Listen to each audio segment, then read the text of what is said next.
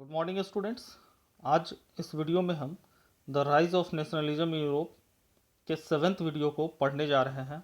Video की शुरुआत करते हैं 1848 the revolutions of the liberals.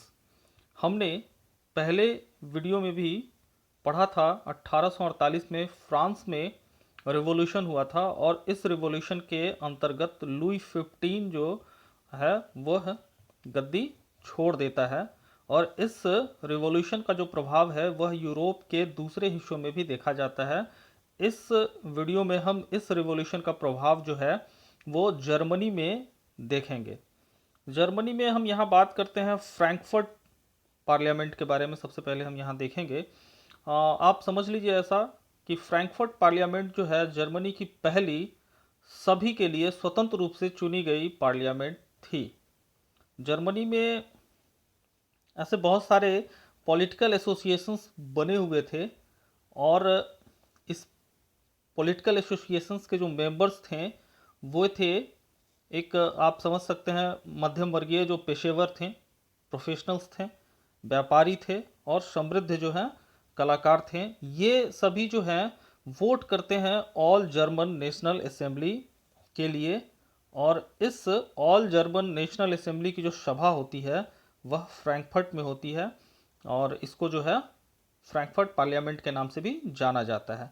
अब जो है वहाँ पे फ्रैंकफर्ट पार्लियामेंट के लिए क्या होता है कि 1831 जो है इलेक्टेड रिप्रेजेंटेटिव्स जो हैं वो चुने जाते हैं और वह जो है मार्च करते हैं फ्रैंकफर्ट पार्लियामेंट के लिए 18 मई 1848 पे 8 को। अब यहाँ जो है इस पार्लियामेंट में ये क्या करते हैं, एक कॉन्स्टिट्यूशन को ड्राफ्ट करते हैं, एक संविधान को ड्राफ्ट करते हैं और जो है किसके लिए, जर्मन नेशंस बनाने के लिए, जर्मन को राष्ट्र, जर्मनी राष्ट्र को बनाने के लिए। क्योंकि इस समय जो है जर्मनी एक राष्ट्र के रूप में नहीं उभरा था, जर्मनी जो देश का नाम है वो अभी इस समय नहीं बना हुआ था। तो उस समय का जो किंग होता है वहाँ का वो फ्रेडरिक विल्हम जो है फोर्थ होता है और वह जो है क्या होता है, मोनार्क होता है। तो ये जो कॉन्स्टिट्यूशन ड्राफ्ट किया जाता है बेसिकली ये जो है इस किंग को कॉन्स्टिट्यूशनल मोनार्क बनाने के लिए किया जाता है। लेकिन अब क्या होता है कि उस समय जर्मनी नहीं होता है, मैंने पहले भी कहा, और उस समय क्या होता है, प्रूशिया होता है। तो ये जो प्रूशिया है वही जो है जर्मनी को यूनिफाई करने में सबसे महत्वपूर्ण रोल निभाता है। और आप ऐसा समझ लीजिए कि जर्मनी को राष्ट्र बनाने में जो प्रूशियन किंग था, नेक्स्ट वीडियो में नेक्स्ट पार्ट में हम इस वीडियो के पढ़ेंगे, तो वहाँ जो उस समय जो मोनार्क होता है वह होता है प्रूशिया का फ्रेडरिक विलियम फोर्थ। तो ये जो है उस कॉन्स्टिट्यूशन का अपोज करता है, नेशनल असेंबली का भी अपोज करता है और इसका साथ देता है दूसरे मोनार्क्स, अदर मोनार्क्स। और जो है फाइनली जो है सभी लोग जो दूसरे मोनार्क्स थे और जो सोल्जर्स या आर्मी थे वो सभी जो है इस असेंबली को क्या करते हैं, डिसबैंडेड कर देते हैं, मतलब कि उसको सक्सेसफुल नहीं होने देते हैं। अब जो है हम समझते हैं कि आप जो है जो आपके टेक्स्ट बुक में जो फोटो है फ्रैंकफर्ट पार्लियामेंट का उसको देखेंगे तो उसमें आप पाएंगे कि जो ये जो पार्लियामेंट का सेशन चल रहा होता है तो वह महिलाएं भी बड़ी संख्या में रहती हैं, लेकिन उनको ना वोट देने का अधिकार मिलता है और ना उनका प्रतिनिधित्व तो जो है सुना जाता है, बल्कि वो जो है दर्शक दीर्घा में सबसे दर्शक दीर्घा में बैठे रहते हैं और उनको वोट वगैरह का राइट भी नहीं मिलता है। ओके, तो महिलाओं ने यह बहुत अधिक अफोर्ड किया, क्यों, वोट राइट को लेके, अपने राइट्स को लेके, लेकिन फिर भी उनको कुछ नहीं मिला।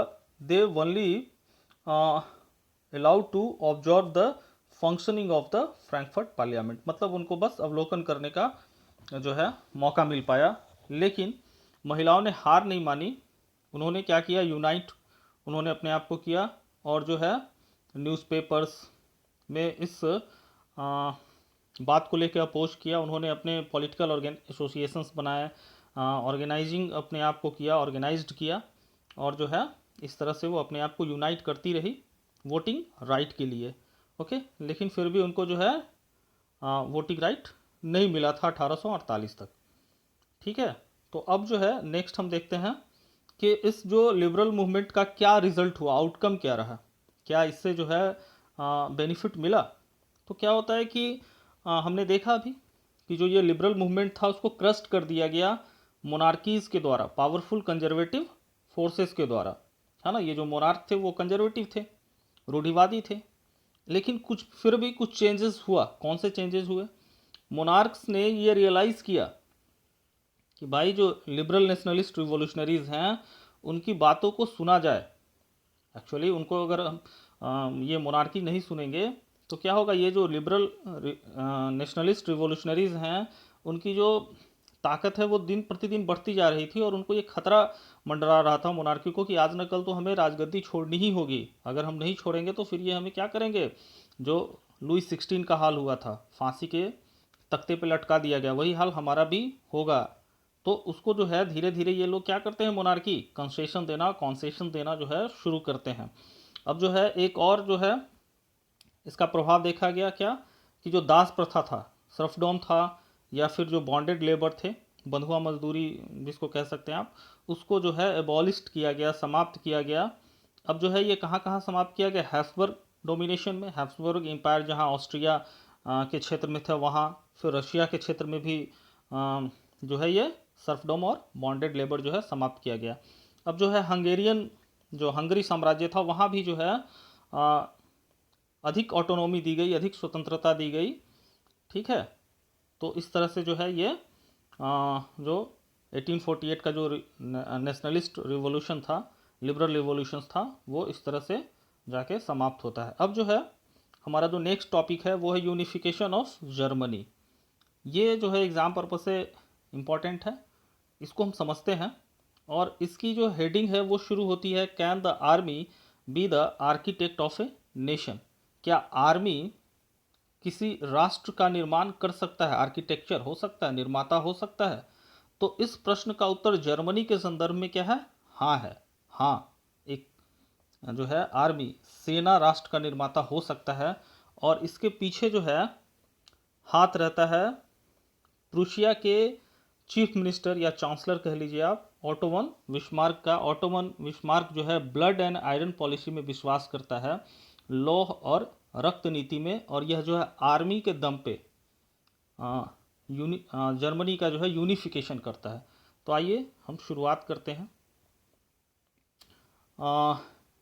1848 में जो मिडिल क्लास जर्मन्स थे वो जो है यूनाइट करने का प्रयास करते हैं जर्मनी को।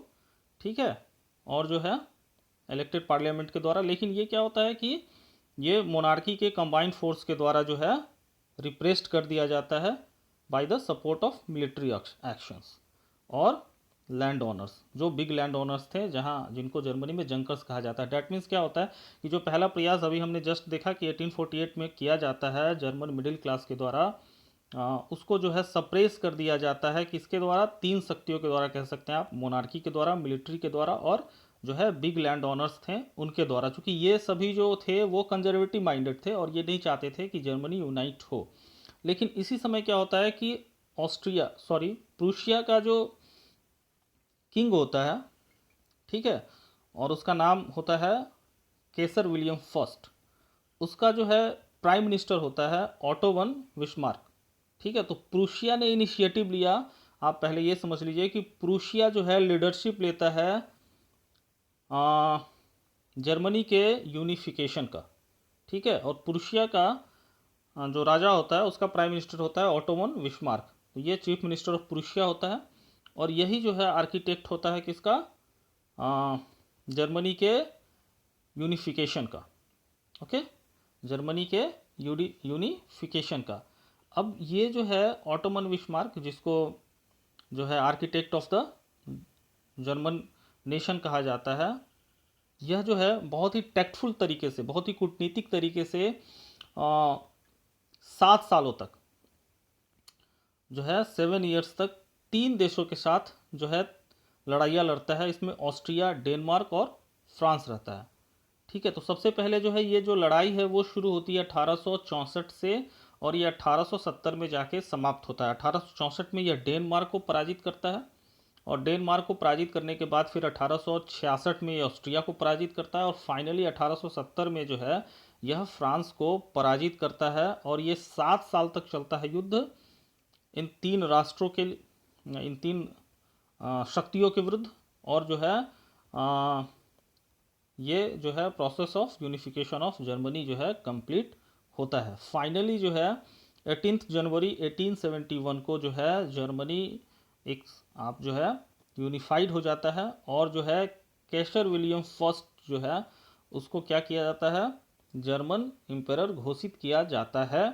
और ये जो जर्मन एम्परर घोषित किया जाता है कैसर विलियम फर्स्ट को, इसका जो डिक्लेरेशन होता है वो होता है कहाँ, हॉल ऑफ मिरर्स में। ये जो हॉल ऑफ मिरर्स है ये जो है पैलेस ऑफ वर्सेलिस को कहा जाता था। वर्साय में जो है महल था उसका नाम था हॉल ऑफ मिरर।